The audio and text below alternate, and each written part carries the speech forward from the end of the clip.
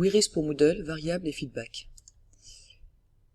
Les variables qu'on définit dans la partie algorithme des questions WIRIS sont utilisables partout, y compris dans le feedback. Il suffit donc de faire dièse nom de la variable. Ça va être très pratique parce qu'on peut proposer du coup des corrections à des exercices qui dépendent de variables.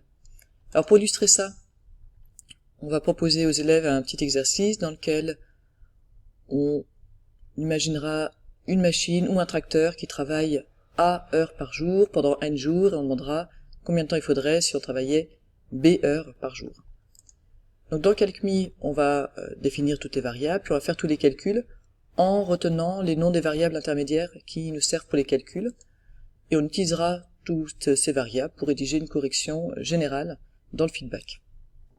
J'ai donc créé une question de type réponse courte. On donne un nom à cette question, on indique un énoncé, donc quelque chose, alors on dira soit une machine, soit un tracteur, travaillant à heures par jour, et là aussi on mettra quelque chose qui correspond, si c'est le tracteur on dira que ça laboure un champ, si c'est une machine on dira que ça va nettoyer une surface par exemple, en N jours. On viendra compléter ça après. Combien de temps il faudrait-il pour effectuer le même travail s'il travaillait B heures chaque jour?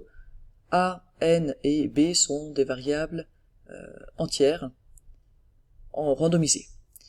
Dans le feedback général, on mettra la solution, mais je vous propose de le faire après, ce sera quand même plus facile de commencer par écrire notre algorithme.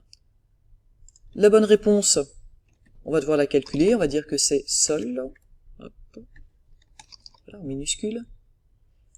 Pour la validation, eh bien, on va demander un nombre entier, et puis simplifier, et on y va pour l'algorithme.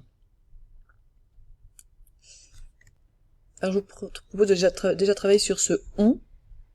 Ce on a dit que ce qui travaille, ça pourrait être une machine, ou ça pourrait être un tracteur. Alors comme c'est en début de phrase, je vais mettre des majuscules. Et puis pour le type de travail, je vais appeler trave par exemple, eh bien si c'est une machine, elle va nettoyer un terrain vague, et si c'est un tracteur, ça labourera un champ. Maintenant il va falloir qu'on choisisse soit la machine, soit le tracteur, et soit nettoie un terrain vague, soit laboure un champ. Mais évidemment, si c'est une machine, on veut que ça nettoie le terrain vague, et si c'est un tracteur, que ça laboure un champ. Donc on va pas choisir parmi on et parmi trave complètement aléatoirement, on va choisir un indice, soit 1, et puis on prendra on 1 et trave 1, soit 2, et on prendra on 2 et trave 2. Donc en fait, je vais faire un i, qui sera donc un indice randomisé, soit 1, soit 2. Et maintenant mon on dans mon exercice, alors je vais mettre on e comme on exercice par exemple, ben, ce sera le on indice i, et le travail de l'exercice, ce sera un trave indice i. Je ne sais pas si pour l'instant vous arrivez à suivre, peut-être que en affichant on e et trave e, ce sera plus clair. Si c'est une machine, elle nettoie un terrain vague, ça veut dire que le i c'était le 1, le i random c'est 1, donc on a une machine et nettoie un terrain vague, et quand i est 2, ça fait un tracteur et laboure un champ. Voilà, donc aléatoirement on aura l'une ou l'autre des combinaisons. On veut bien que ça marche ensemble. Alors on avait ensuite à définir a, qui était le nombre de travail effectif.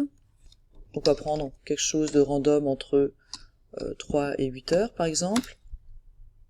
B, c'est le nombre d'heures qu'aurait pu faire la machine.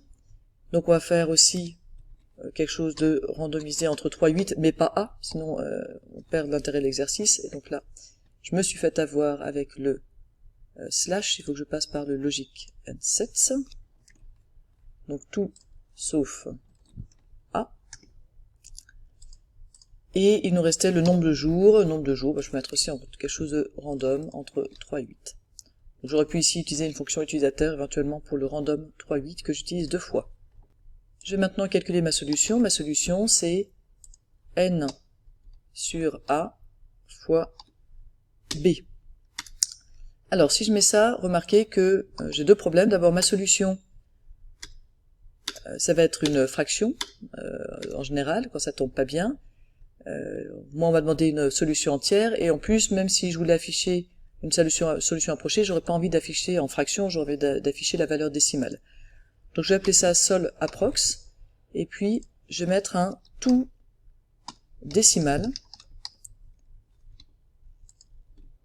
Hop, faut que je mette ça entre parenthèses. Et maintenant, voilà, j'ai la solution approchée en décimale, et ma vraie solution, eh bien, c'est le premier entier qui suit ma solution. Donc si ma solution est entière, c'est du même, et sinon c'est le premier entier juste après. Et donc ça a un nom, c'est de la fonction Ceil. Donc je vais prendre comme solution Ceil de solapprox. Voilà, là j'ai tout défini et j'ai plus qu'à sortir.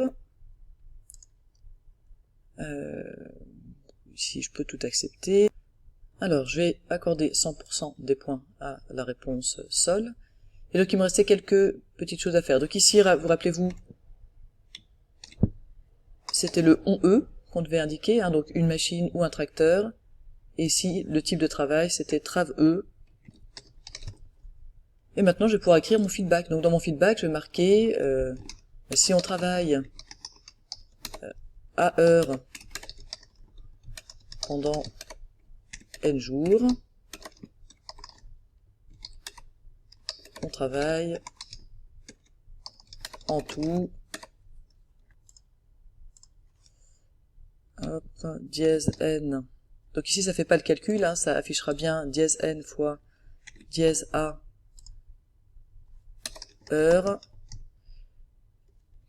À raison de B heures de travail par jour, il aurait donc fallu dièse A fois dièse N sur dièse B égale dièse sol approx, jour soit dièse sol jour, et donc tout ce qui est dièse quelque chose, ça fait bien référence à une variable qu'on a définie dans l'algorithme.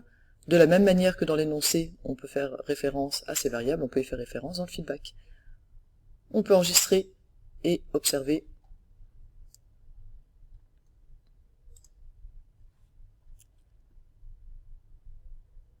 Donc ici, un tracteur travaillant 6 heures par jour laboure un champ en 3 jours.